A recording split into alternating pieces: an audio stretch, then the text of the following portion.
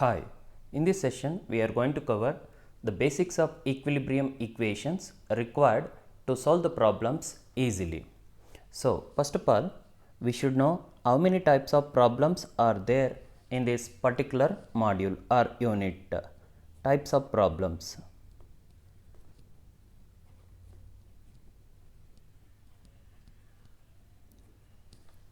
Mainly there are two types of problems.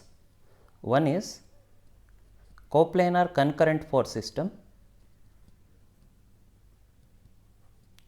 Coplanar concurrent force system, and the another one is non-concurrent force system.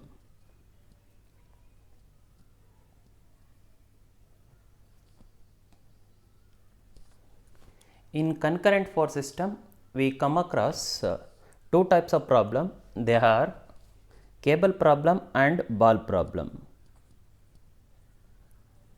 Cable problem, ball problem. Okay. In non-concurrent force system, usually we come across support reactions.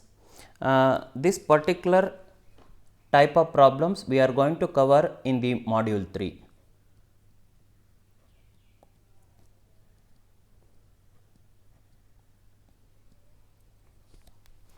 Once we come to know the types of problem, we should know how many methods are available to solve these problems. Next one is types of methods to solve the problem.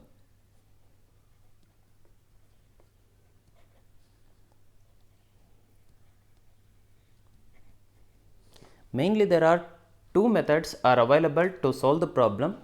One is by using Lami's theorem.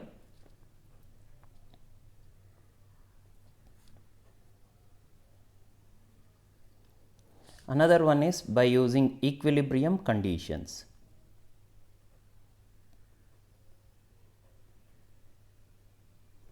Or equilibrium equations. Okay. In Lami's theorem, or the Lami's theorem is given by P by sin alpha equals to Q by sin beta equals to R by sin gamma, where P, Q, R are the three different forces acting at a point, then alpha, beta, gamma are the opposite angle with respect to the force, or we can say it is the angle between other two forces except this one. Then we have the equilibrium equations method. To solve the concurrent force system, to solve concurrent, here again we come across concurrent and non-concurrent.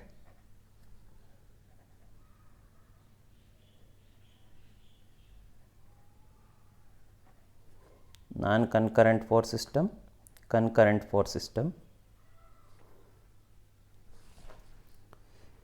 If you are solving the concurrent force system problem by using the equilibrium equations, then the conditions to be taken are sigma fx is equal to 0 and sigma fy is equal to 0.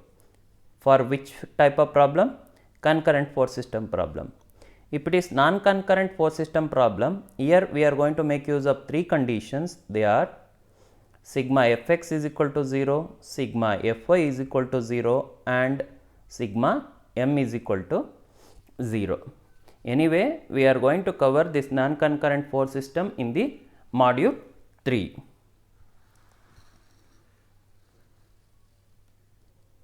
Next, we are going to discuss about the basics needed to solve the problem.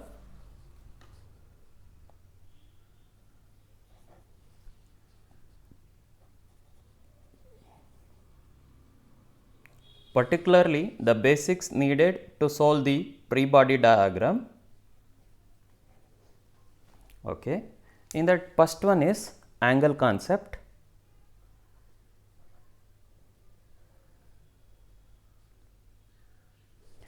Angle concept. In angle concept, we come across three conditions actually. One is consider a single line, one condition, then consider a two parallel lines, the second condition, then consider perpendicular line, this will be the third condition. Then what we know in this one, a single line will make the same angle with respect to the same reference. Here the reference is nothing but horizontal line or vertical line. If this inclined line is making some theta with respect to horizontal at some point, means it will make the same angle with respect to same horizontal at some other point. So what is the conclusion?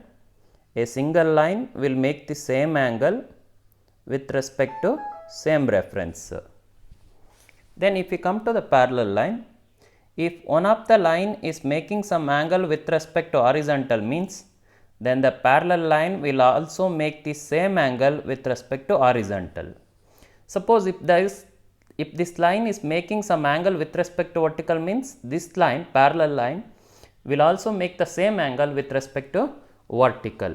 So what is the conclusion? The parallel lines will form the same angle with respect to same reference.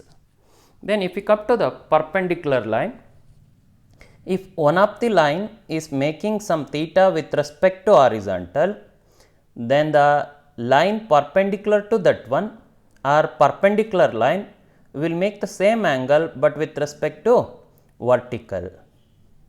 If this line is making some angle with respect to vertical, then the perpendicular line will make the same angle but with respect to horizontal. What is the conclusion? The perpendicular line will form the same angle but with respect to opposite reference. This is regarding angle concept. Next, regarding the self weight or weight of the body. Weight W. Okay. Here we can say the weight of the body always acts vertically downwards. The weight of the body always acts vertically downwards. I will show you some instances.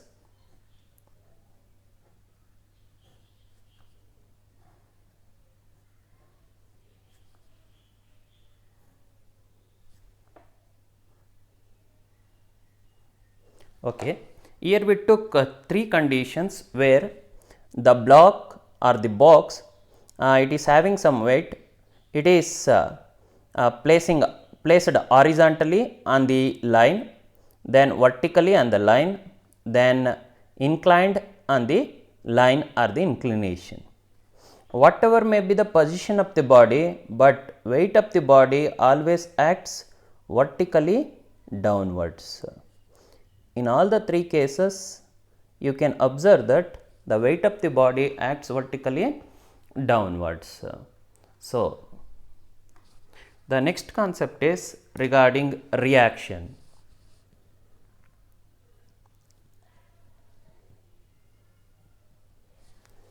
Reaction, or we know that as per the Newton's third law, for every reaction there will be equal and opposite reaction.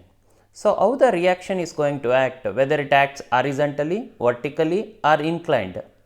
Actually, the reaction is going to act perpendicular to the plane at the contact point, perpendicular to the contact plane at the contact point. So, reaction acts perpendicular to the plane. Reaction acts perpendicular to the plane.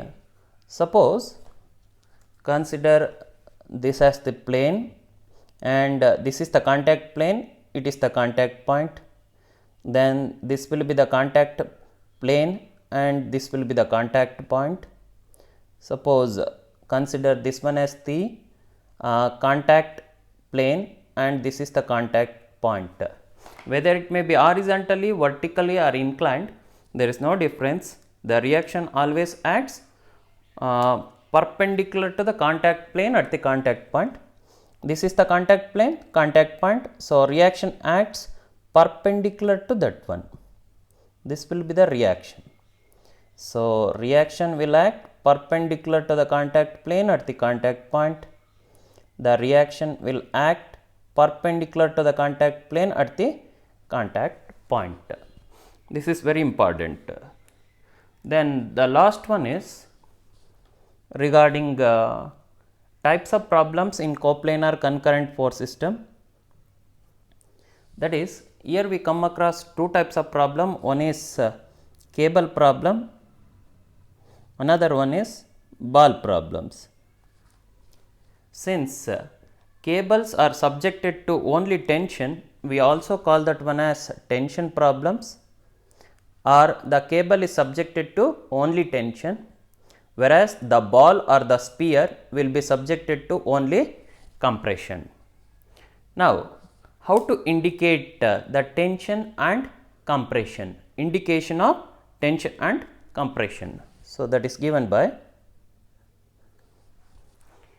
here we are talking about actually the tension reaction and the compression reaction. Now, consider a point.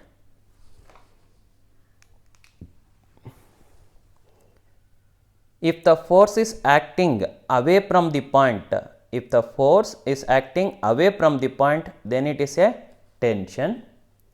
If the force is acting towards the point, then it will be compression. These are the basics needed to solve the problems. These are all general basics. Thank you. That's all for this session.